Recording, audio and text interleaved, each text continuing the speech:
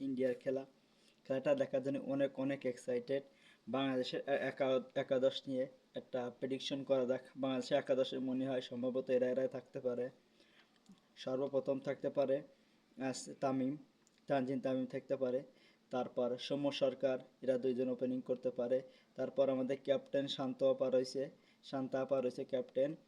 তারপর সাকিবুল হাসান সম্ভবত বেশি সম্ভব। তারপর আছে বেশি সম্ভাবনা সাকিবুল হাসান থাকতে পারে।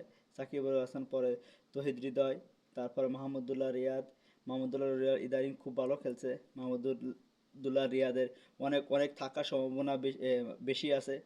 তারপর জাকির আলী অনেক অনেক খুব মানে ভালো খেলতেছে। জাকির আলীর খেলাগুলো খুব দেখতে খুব ভালো লাগে।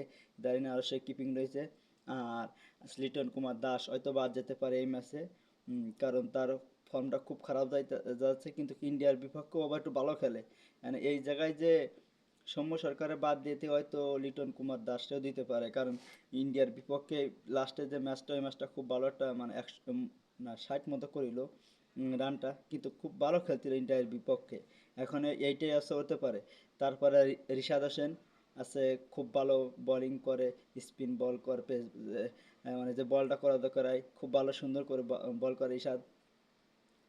আর এরপরে আসছে বাংলাদেশের মানে যারা বোলিং আছে তাদেরকে নিয়ে পরে একটা সময় কথা বলা যাবে, কিন্তু বাংলাদেশের এই আছে প্রথম আছেই।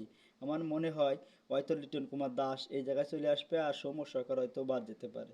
কারণ আছে লিটন কুমার দাস আছে, ইন্ডিয়ার বিপক্ষে খুব ভালো খেলে, তার জন্যই হয়তো আহ, আছে লিটন কুমার দাসই থাকবে, আমার আরেক দাদা বাদ যাবে। এটাই মনে হয় পরিবারের দোয়া ক্রিকেটের টিমের।